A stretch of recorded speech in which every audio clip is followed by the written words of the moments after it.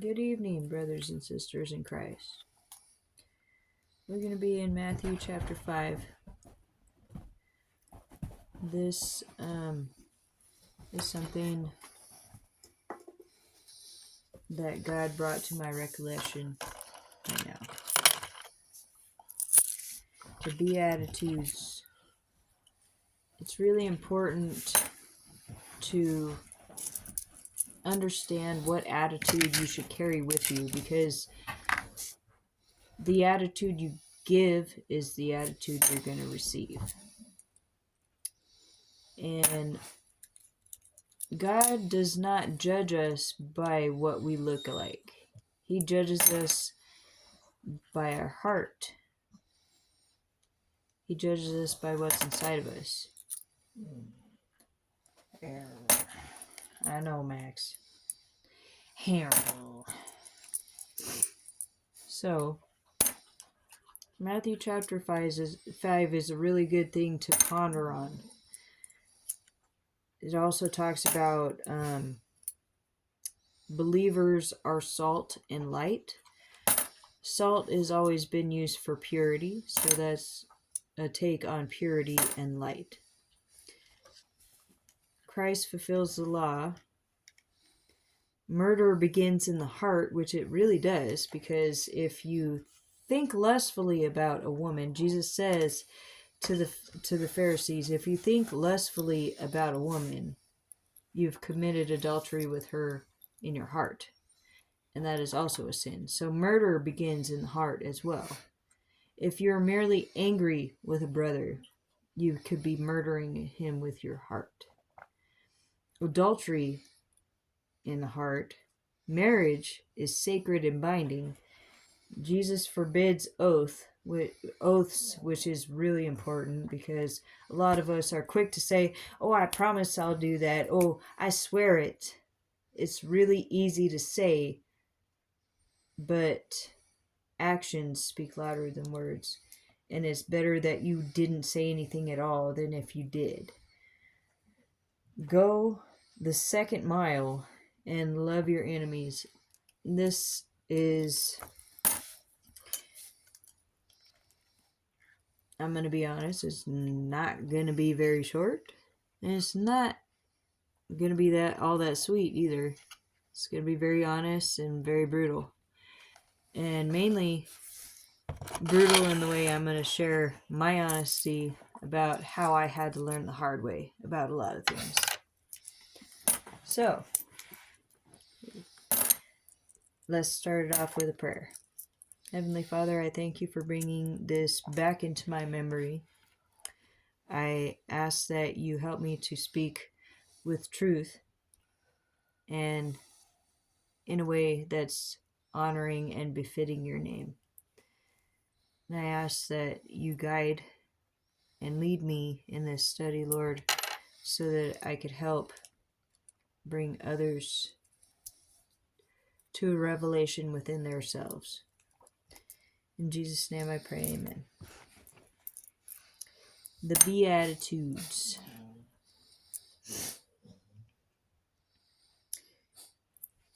Chapter 5 of Matthew. And seeing the multitudes, he went up on the mountain, and he was seated. His disciples came to him. Then he opened his mouth and taught them, saying, okay, first of all, he was traveling. A multitude came to him. Then he set himself down, and he opened his mouth and started talking. This requires action. In your life, you could be walking around aimlessly. You could be sitting aimlessly.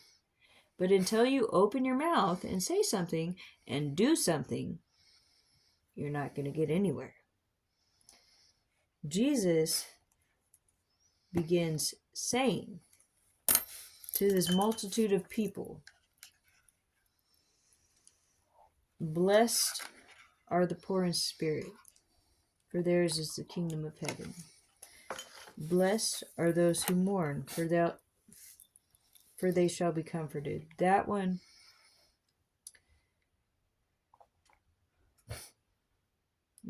out of all of these strikes me the most, because there's never been a time in my life where I have not known what mourning was.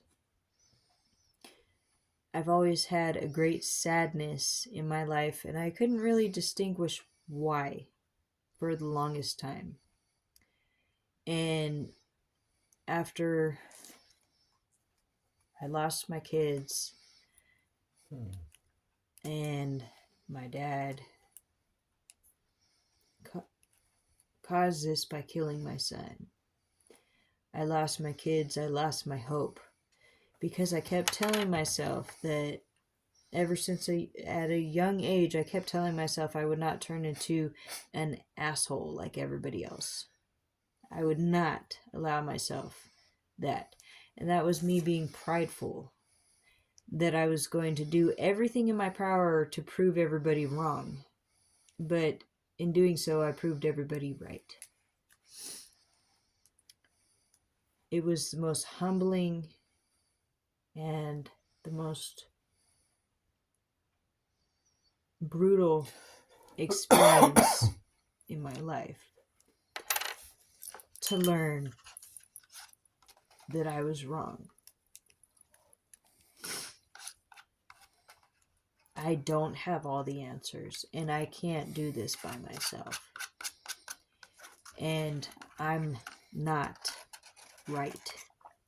I'm not right in the head, I'm not right in the heart, and I'm not right in my actions. It was the most humbling experience in the most brutal way imaginable. Everything that I thought that nobody could take away from me was ripped from me. My children were mine. Nobody else's. Mine. They were ripped from me. Not only that, in the worst possible way. My son was killed by my dad. And I had to go through going to jail, having my kids taken from me, ripped from me from this experience, and lose all ability to see my daughters. I have my son back, but this was the humbling experience that I needed. I went through 3 years of homelessness. I lost my mind. And only then did I know what true mourning was. Because just because you on them drugs doesn't give you an off switch. As most people think that that's why people get on drugs, is to shut it off. No, it amplifies. I went through that agony every day, and I developed a psychosis. I was diagnosed with dissociative identity disorder. I was diagnosed with manic depression and suicidal and murderous tendencies. I was diagnosed with epilepsy. I was diagnosed with PTSD. I was diagnosed with many things. Schizoaffective disorder. I was put in a nut house. Multiple occasions. And only when I came to the feet of Jesus was I healed. It was not just because I was brought into a church program. No. Because many people go there and a lot of people do not find healing. I asked for it with an honest heart. I said, God, if you are real, you're going to tell me just exactly where you were my whole life. And he did. With explicit detail. In one chapter in the Bible, Ezekiel 16.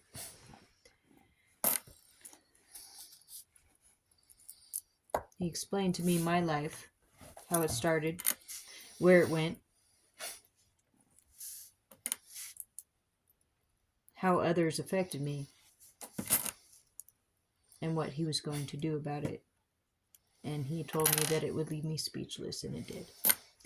So, verse 4 of chapter 5 of Matthew, blessed are those who mourn, for they shall be comforted, has a lot more meaning than that short little sentence can imply for me.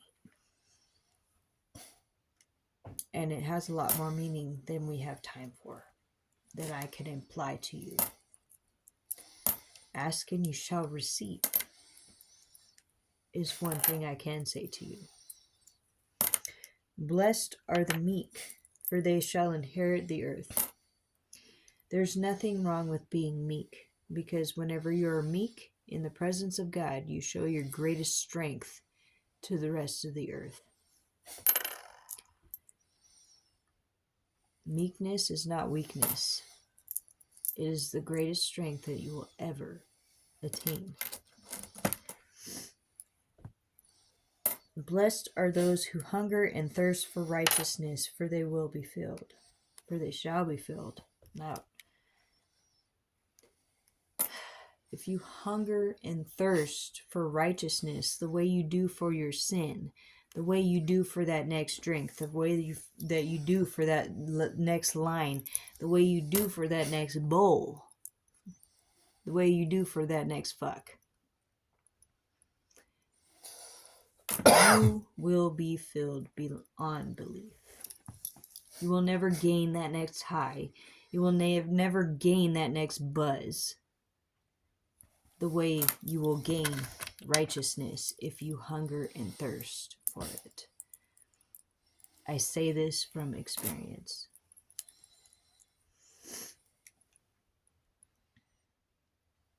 Blessed are the merciful, for they shall obtain mercy.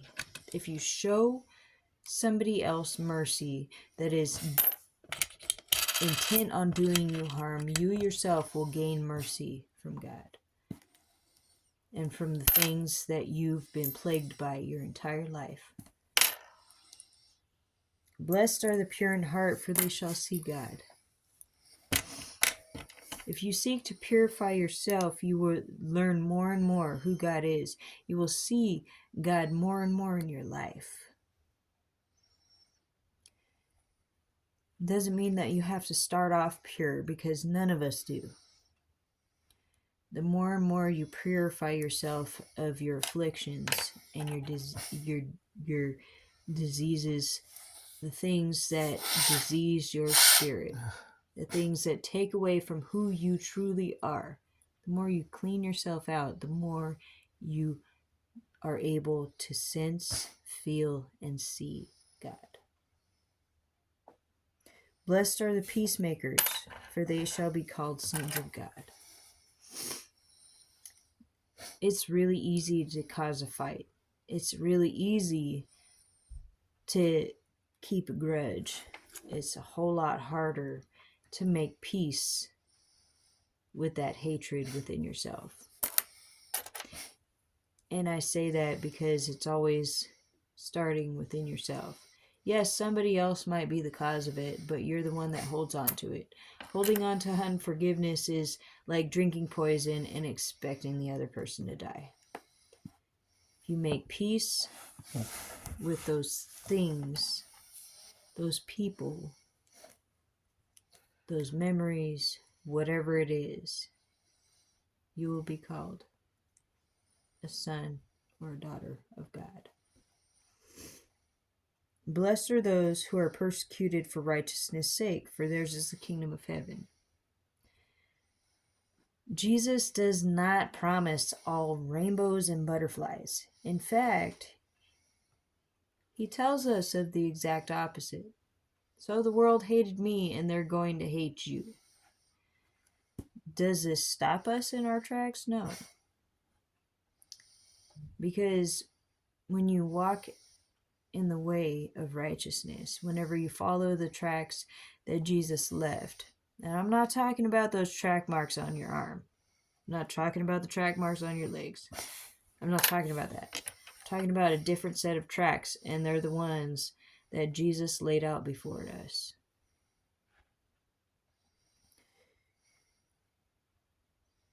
you're going to be persecuted along the way. There's going to be people purposely and intentionally seeking you out to hurt you.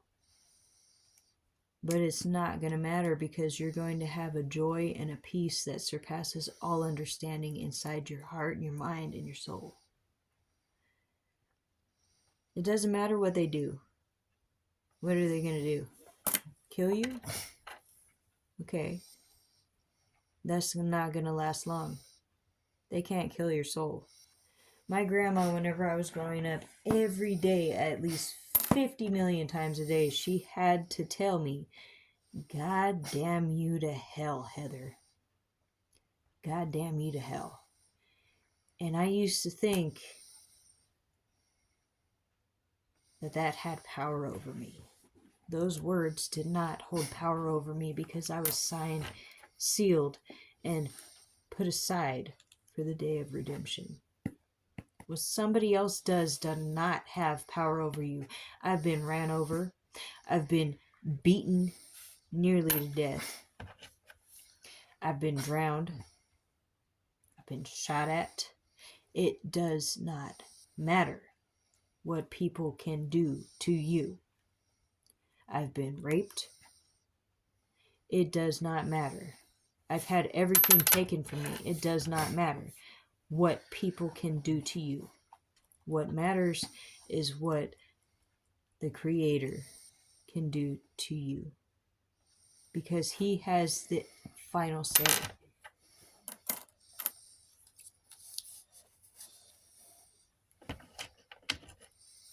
Man does not. No man has that power.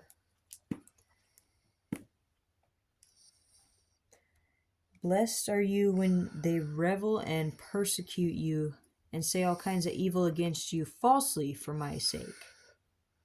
Rejoice and be exceedingly glad, for great is your reward in heaven. So they persecuted the prophets who came before you. This is not anything new. They persecuted every person that God sent to them, to tell them to stop doing what they were doing. They persecuted Jesus. They persecuted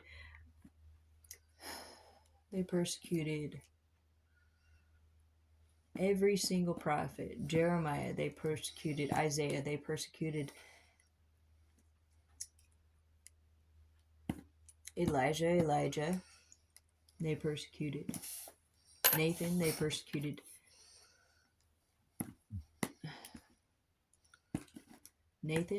They persecuted every single one that God called and had a purpose on their life. Every single one.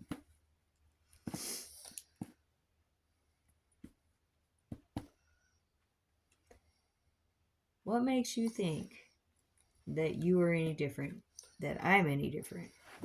I'm not. And you're not.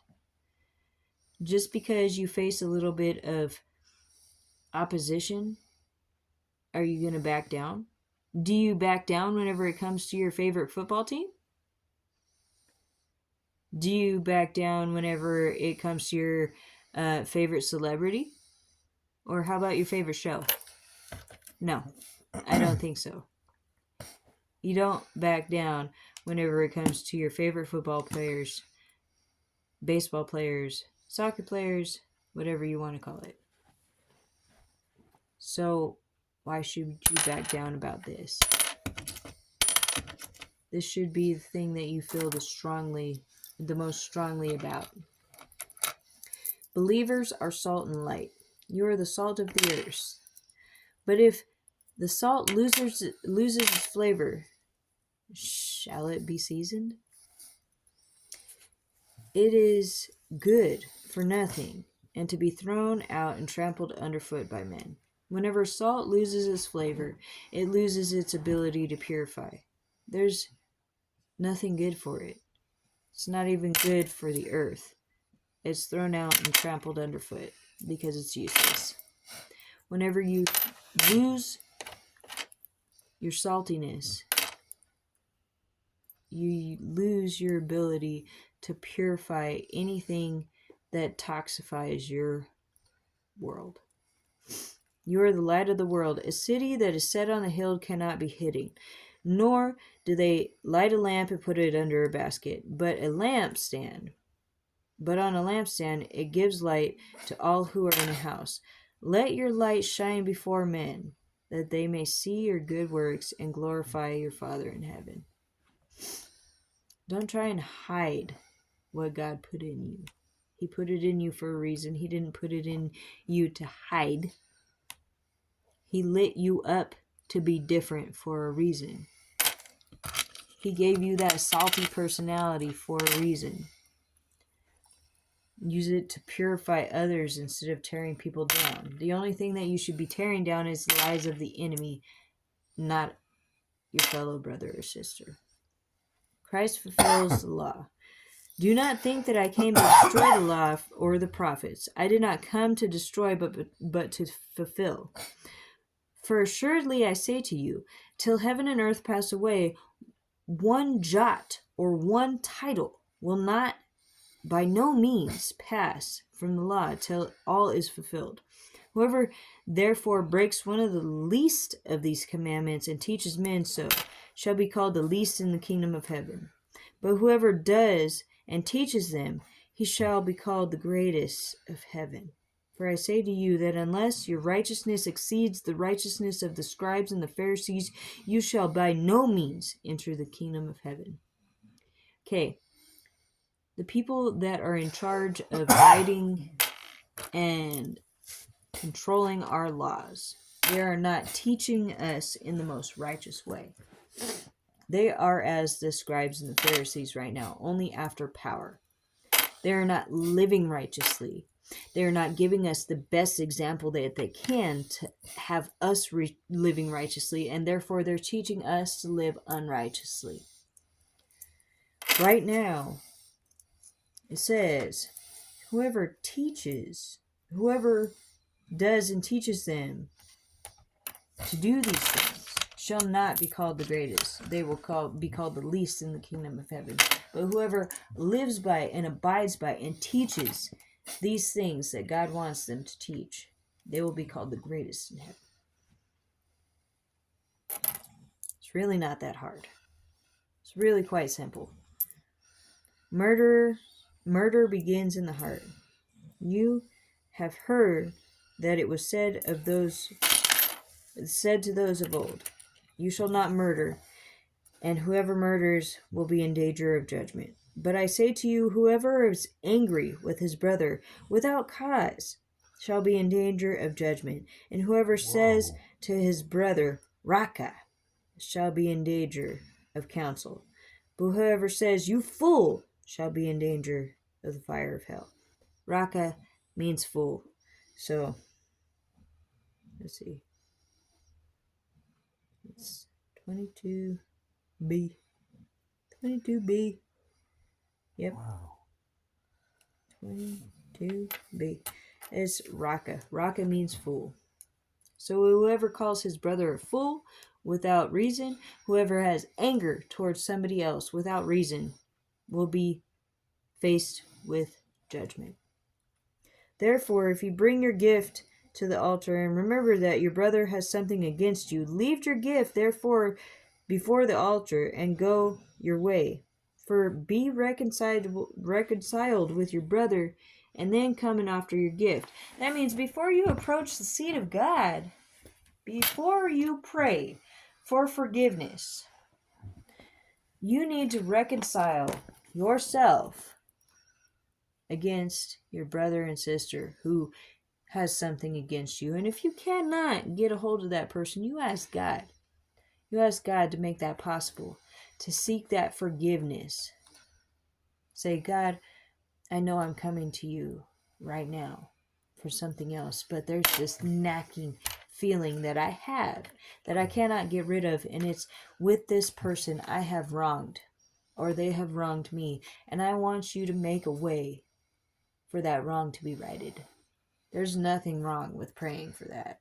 There's absolutely nothing wrong.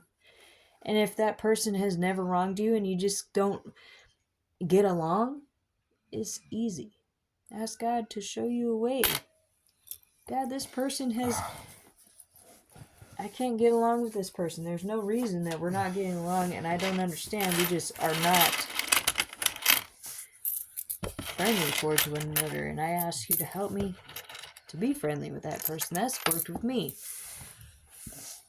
There was one person in particular that I just did not get along with. I just did not like her attitude. I did not like how she was. She was loud and obnoxious, and she complained about everything, and I said, Lord, help me to see this woman as you do. And you know what? She became one of my best friends. To this day. Agree with your adversary quickly while you are on the way with him, lest your adversary deliver you to the judge and hand you over to the officer, and you will be thrown into prison. Assuredly, I say, you will by no means get out of there till you have paid every last penny. So, whatever wrong that is debted to that other person from you, you will not get away with it until you pay fully for that debt. Adultery in the heart. You have heard that it is said to those of old, you shall not commit adultery. But I say to you, whoever looks at a woman lustfully for her has already committed adultery with her in his heart. If your right eye causes you to sin, pluck it out and cast it from you, for it is more profitable for you that one of your members perish than for your whole body to be cast into hell. And if your right hand causes you to sin, cut it off and cast it from you, for it is more profitable for you that one of your members perish than for your whole body to be cast into hell. Sleep, man. So, if your eye cannot stop sinning, cast it from you. Because it's better that you lose an eye or sever that whole part of you that causes you to keep looking at the things that you know you shouldn't be looking at. This is strictly from a pornographic sense. And if your hand cannot stop sinning, if you cannot stop stealing from somebody else, if you cannot stop typing hateful things to somebody else, even if you don't know that person, if you're just a troll on the internet, do you know how much damage you could do just by using your hands? That hate comes from your hands. Sever that tie. I had to completely cut myself out of social media because I was the worst at putting my business out there. Putting my business out there is also known as gossip. Telling something that was my business does not mean it was everybody else's business. Everybody else would get involved and everybody else would hate the other person. That caused a lot of problems. Gossip, hate, talking about all the things that you think you see causes a lot of problems. Sever your ties with those things that you do. Sever the ability to connect in sight and the access that you have with your hands. Technology has caused a lot of problems with communication between people. Just because I could reach millions of people does not mean that it's doing good. Does not mean that they're my friend. Does not mean that I got rainbows and butterflies coming out of my ass. It means that I have a lot more ability to do a lot more destruction than I care to admit. So, be mindful of what you allow yourself to look at, and be mindful of what you allow yourself to control with your hands. It's not always about what you say. It could be about what you type as well. Because a lot of us nowadays are doing a lot more typing than talking. maybe you should do a lot more listening and talking than typing. Okay? Okay. Marriage is sacred and binding.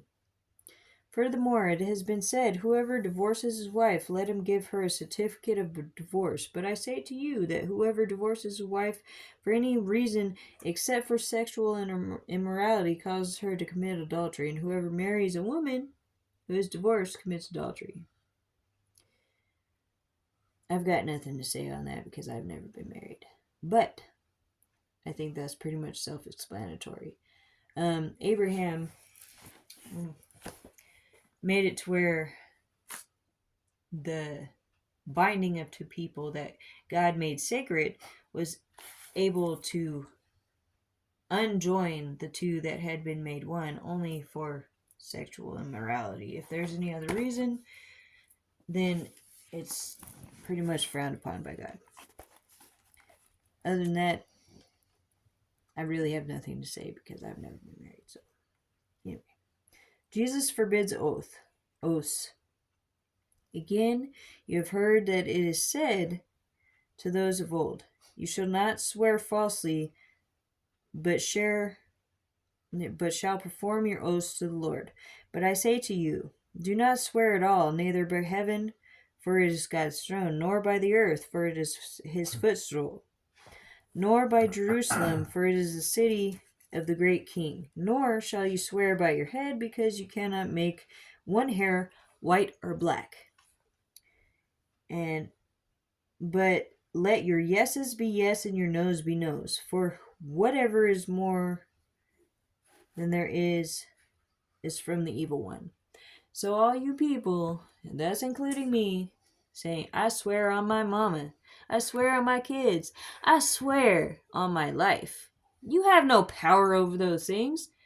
I swear on my hair. Can I really turn my hair from black to white? Yes, I can with hair dye, but that's only temporary, which makes it a lie.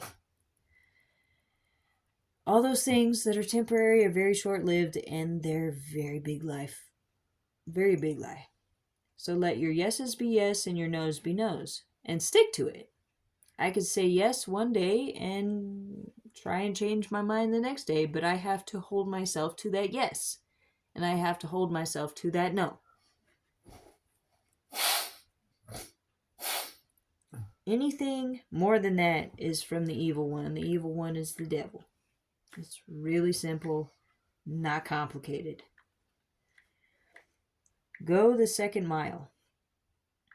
You have heard that it is said, an eye for an eye or tooth for a tooth. This is very important because a lot of people live by this. I'm going to get that person back 10 times harder than they got me. I used to live by that one. I was quite known whenever I was homeless that if somebody stole from me, I went and stole their camp and left them questioning how the hell I did it within the time frame I did it in. As I'm walking past them, waving at them, pulling a shopping cart. Little did they know I had all of their possessions in my cart and they had to come find me. I live my life by that. You do me wrong, I'm going to do you even worse. Eye for an eye, tooth for a tooth. No. You heard it said, eye for an eye, tooth for a tooth. But I tell you, not to resist an evil person, but whoever slaps you on the right cheek, turn the other cheek also to him. If anyone wants to sue you and take away your tunic, let them have your cloak as well. And whoever compels you to go 1 mile, go with him too. Give to him who asks you, and from him who wants to borrow from you, you do not turn away. Here's the thing. I unknowingly started living this way a little bit over half of the time I spent homeless. The first 3/4 of it, I lived very ruthlessly and very, very compelled by my own wrath and by my own desires. The last third of it, however, I started seeing myself ugly, and I started seeing myself breaking that promise to myself that I would not turn into an asshole like everybody else. So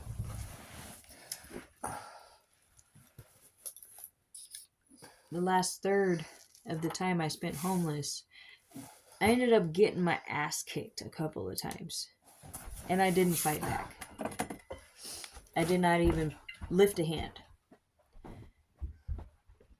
Once, to my friend Amanda, God rest her soul, she thought I was sleeping with her old man and I was just buying drugs off him in front of the store. And I said, "Are you serious, dude? Really?"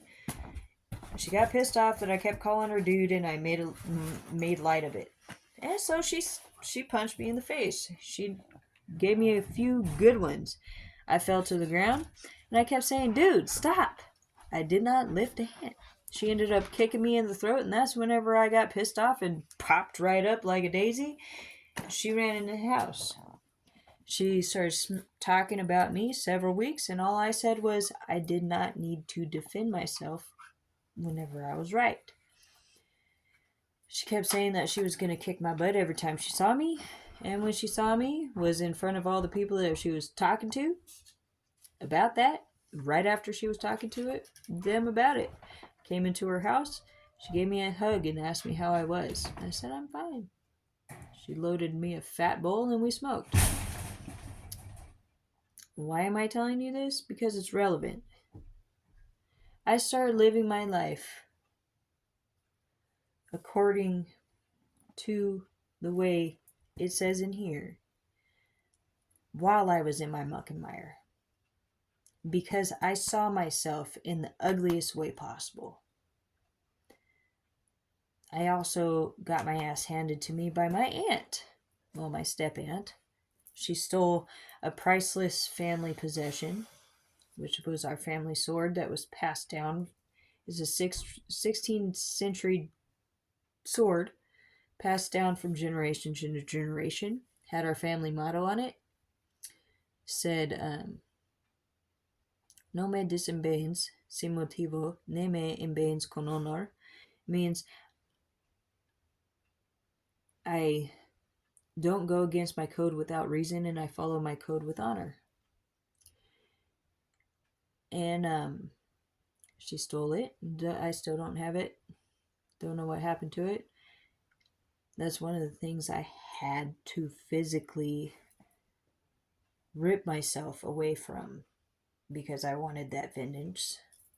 She kicked my butt because I took one of her dresses. One of her dresses, and she thought I was there to steal some more of her stuff. I was a trifling person, and I probably was stealing her stuff. In fact, I did a couple of things. So I got what I deserved. I'm not going to lie. But I did not lift a finger because I did not have to defend myself because I was right. And because I was wrong. I didn't have to defend myself because I knew I was wrong. Both instances, I didn't have to defend myself because I knew I was right the first time. The second time, I knew I was wrong. And I got what I deserved. It's really hard to turn the other cheek, especially if the other person is so mad that they really want you to die. That's happened a couple occasions. But I survived and I'm still here. Turn the other cheek and do not resist an evil man.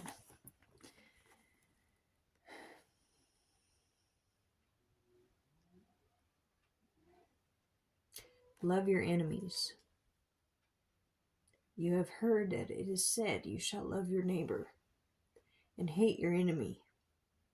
But I say to you, love your enemies and bless those who curse you, and do good to those who hate you, and pray for those who spitefully use you and persecute you, that you may be sons of your Father in heaven. For he makes his sun rise on the evil and on the good, and he sends the rain on the just and the unjust. For if you love those who love you, what reward do you have?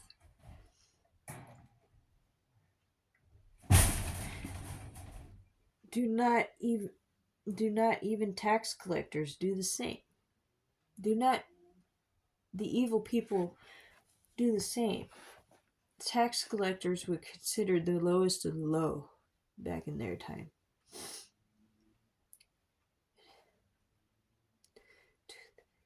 Do they not love those who love them? It's easy to love the people that love you.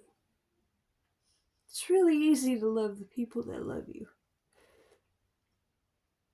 What about the people that make your life hell? What about the people that kill the people that you love? What about the people that have been torturing you since the day that you've been born?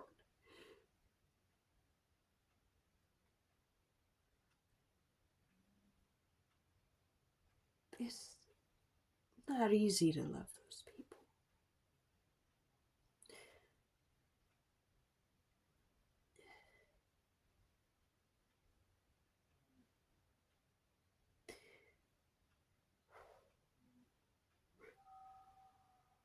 That you may be sons of your Father in heaven, for he makes his sun rise on the evil and the good, and sends rain on the just and the unjust. For if you love those who love you, what reward do you have? Do not even tax collectors do the same? And if you greet your brethren only, what do you do more than others? Do not even tax collectors do so? Therefore, you shall be perfect, just as your Father in heaven is perfect. If you greet the people that you know,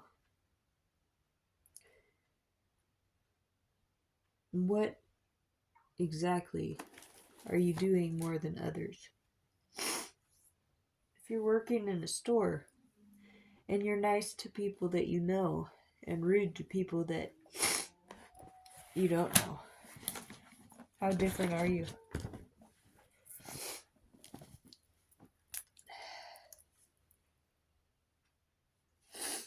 Whenever I was born addicted to methamphetamine. If I had known this, it would have saved me a lot of trouble. All I knew is my parents were on drugs and they were fuck-ups. If I hadn't known the extent of it, it probably wouldn't have changed anything. What am I saying? Shoulda, coulda, woulda. Not really, because things happen for a reason. I was born addicted to methamphetamine. My dad was in rehab. My mom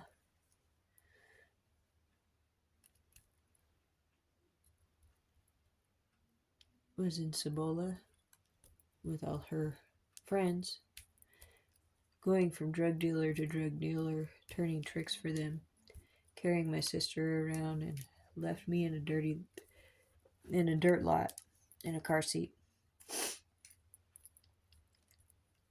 for 18 days. She came and checked on me a couple of times, keep me alive, I guess, give me a bottle, say, "Oh, cute little baby, look at you." Meanwhile, I'm sitting in my own filth. I got pneumonia, almost died. I was born in October, so it was cold, especially right on the river. And my dad got out of rehab and came looking for her, my sister and me. He found me almost dead. He said he sucked the boogers out of my face, sucked the mucus out of my face with his own mouth. Took me to the hospital and they thought that I had asthma like he had. And they almost killed me with the adrenaline shot that they gave in my, or the steroid shot that they gave in my lung, which to this day I have emphysema because of it, because I have a big old scar on my right lung that size from the shot they gave directly into my lung.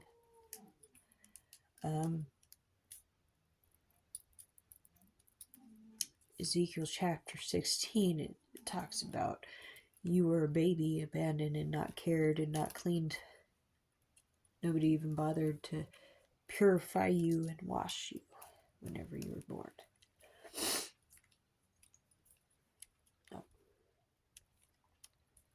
Nobody did. But God did.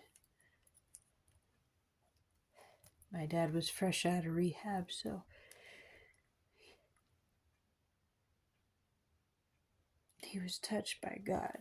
I know that there's been times in my life that my dad has been touched by God, but he's also been touched by the devil. Just as my dad saved my life, he also tried to kill me many times.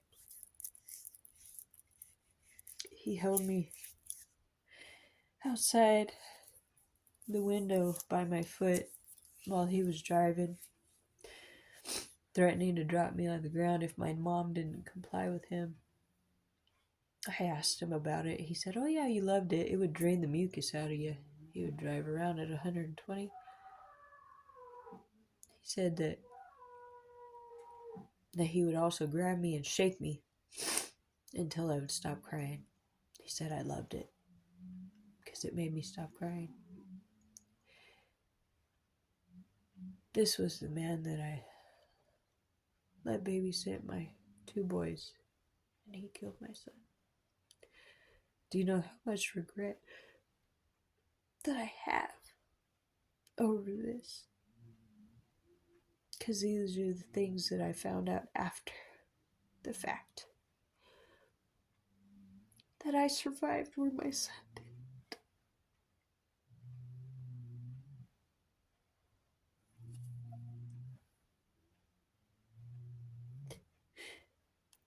But God's promise is true. Even after all this, how I became so unfaithful to God in my life, where I threw myself at everybody else but Him, He still leaves me speechless. Even after I lost everything, because He's giving me so much more in return. I know I don't have my daughters. I know my son still died. I have the opportunity, and I have my other son, and I have the opportunity to give him something more than what I had. And that was, I was given Jesus at a young age, but it was not rooted in faith and love. It was rooted in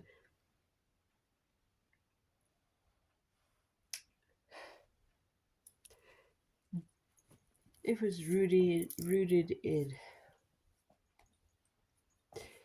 what is that?